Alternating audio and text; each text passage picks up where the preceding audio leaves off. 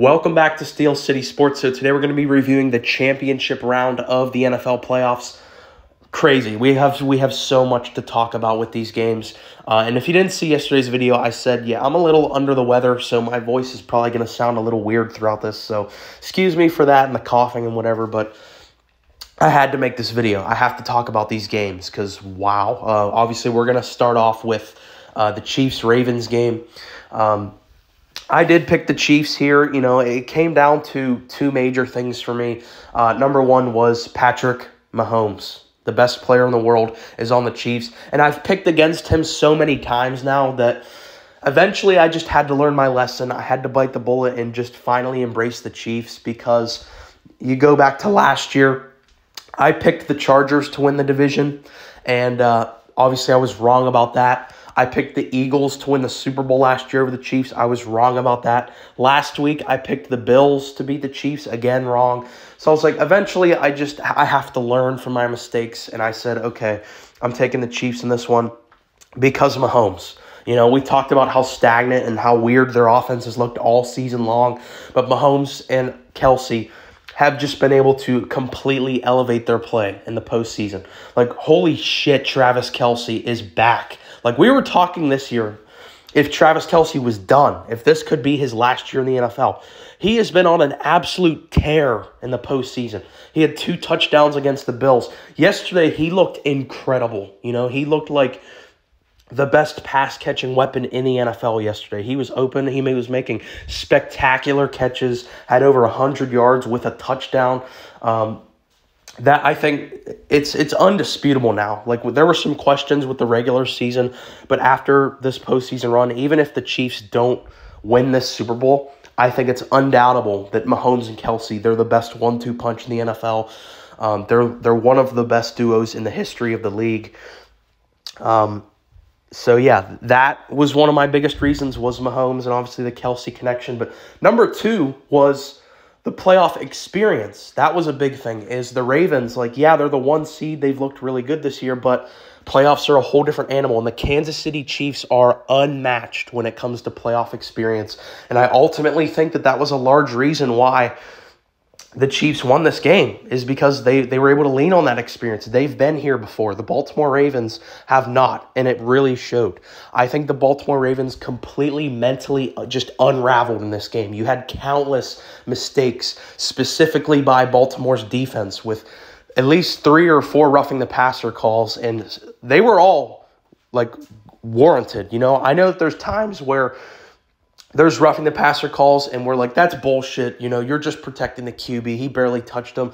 No, these were deserved calls, you know, especially the one where the dude just flat out swings a punch right into Mahomes. I know he's got a helmet on, but the optics of it, that's what the NFL cares about. That's all they care about is the optics.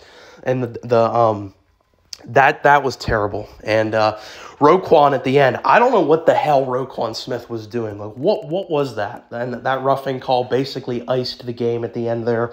And even looking at Baltimore's offense, Zay Flowers is so good. It's a shame that he had to make that costly mental error. I get it, he's a rookie, but again, like, this comes down to what we said. Playoff experience, this is what happens. And the moment is just too big for Baltimore.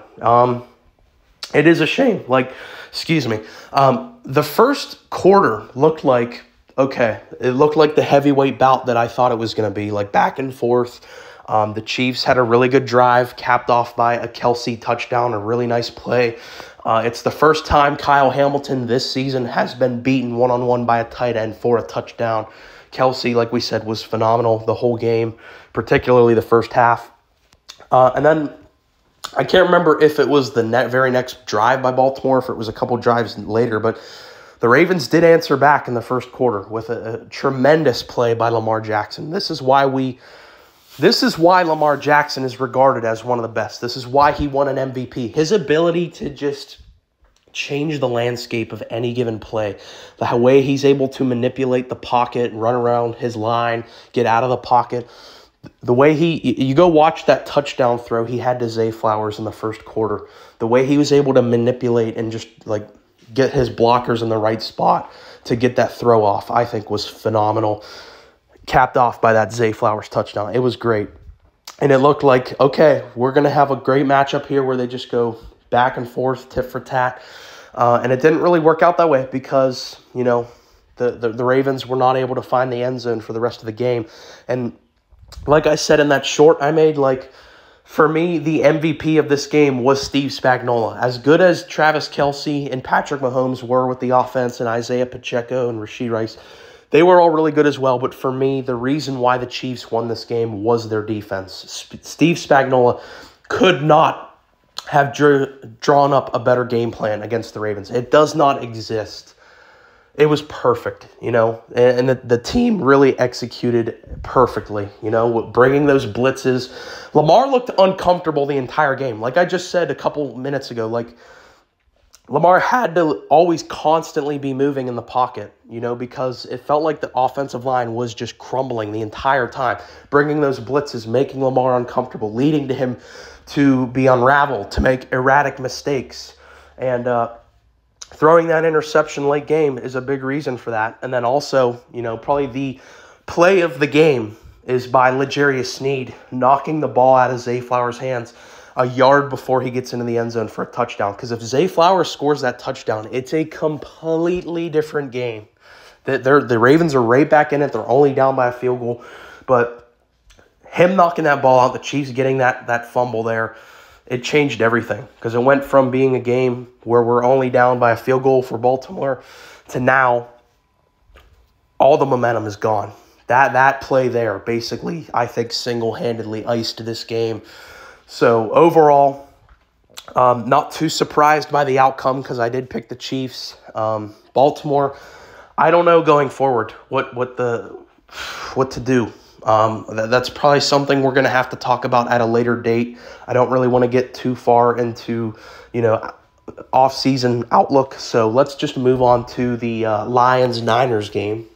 So this game was just a tale of two halves because the first half, the Detroit Lions just looked unstoppable. I mean, it looked effortless. It looked like it was easy. They were marching down the field up and down on the San Francisco 49ers, especially their run game just looked incredible. Gibbs and Montgomery, we've talked about this all year. They've been the best running back tandem in the NFL, and that was really on display in this first half. And the receivers were making plays as well, especially Jameson Williams having that incredible touchdown run he had. And Jared Goff played a phenomenal game. One of my bigger worries for the Lions was, Jared Goff, he's been really good in this postseason, but I've seen him in other times, kind of collapse in big games. Well, that was not the case for at least this first half. Jared Goff was basically perfect, doing everything the Lions were asking him to do. And the Lions went into half with a 24-7 lead. And I know every NFL fan knows no game is over until, obviously, the clock runs out. But at that moment, if you're a Detroit Lions fan, you had to think, we're going to the Super Bowl. It had to enter your mind. It was definitely in my mind during this game. Detroit's really going to do this. They're really going to go on and do this. But things just completely flipped in that second half. Brock Purdy went from pedestrian. I mean, he had a really bad pick in the first half, just an ugly pick. He went from just pedestrian to great. He made several individual great plays, a couple with his legs, some great throws. And I talked about this in my reaction to this game. Just the 49ers, the thing that just really stands out about them is they're just so freaking talented. They have so many guys that play at legitimately all-pro or Hall of Fame level, between Christian McCaffrey, who's by far and away the best running back in football, George Kittle, Deebo Samuel, Brandon Ayuk. Between those four guys, it's kind of borderline unfair how good that is. That combination of those four players, how ridiculously talented they are. Brandon Ayuk is, I think, legitimately could be a number one receiver on multiple teams. And you can maybe even argue he's the number one on the Niners, but I still think it's probably Deebo just for his versatility. But Ayuk is sensational. I mean, that insane catch he had, catching the ball off the defender's face mask, and then the next play, getting the touchdown. He made so many great catches in this one. So did Deebo. And McCaffrey just was a complete bulldozer in the second half. Got a touchdown and was just unstoppable. And ultimately, The 49ers victory just came down to two things for me. Number one was their talent. They're a more talented roster than the Lions. The Lions definitely do kind of remind me of the Niners in the fact that they have a lot of different playmakers. They have like similar style quarterbacks in that they're like quote unquote game managers. But as of now, obviously the Lions are really young. And the Niners, they're all in their prime. The Lions remind me a lot of a younger version of the 49ers. So that was, excuse me, that was one of the major reasons why they won the game is the talent gap. And then number two, I think, is rightfully being discussed a lot is Dan Campbell and his decision-making. Like a lot of people were asking the question right after this game, did Dan Campbell cost the Lions this game? And I think you can legitimately make an argument as to that.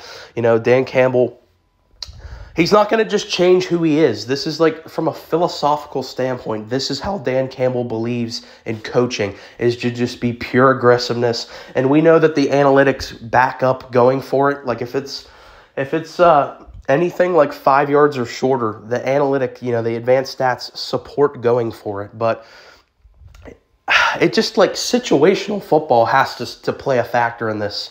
And especially the one where I believe it was 20, you guys might have to correct me on this, but I believe the score was 27-24 Niners. And the Lions were in field goal range. It was fourth down, I want to say like 4th and 3rd. They kicked that field goal, tie up the game. It's a tie game, but for some reason they decided to go for it. And they had a couple different times throughout the second half where they were just going for it, and times that didn't make sense, especially in field goal range. So I think that's definitely something that is going to be talked about throughout the offseason is, did Dan Campbell really blow this game for us if you're Detroit? We saw this happen all times, all times throughout the regular season, especially that game against Dallas. We made a couple videos about that. His decision to still go for it even after the penalty backed them up to, what was it, like the 8 or 9 yard line. Like, this is nothing new for Dan Campbell. This is just how he believes in coaching. So does it surprise me he did it? No. But does that make it right? Absolutely not. And I think it is a massive reason why they lost the game. But ultimately, I did pick the Niners. They did win. And they're off to the Super Bowl. So, we're probably going to make a couple different videos just specifically about the Super Bowl. We get a week off, and then, that next week obviously is the Super Bowl. So if you made it this far, I really appreciate you listening. Go ahead and let me know in the comments how your picks did this week and who do you have winning the Super Bowl going forward. Please like and subscribe.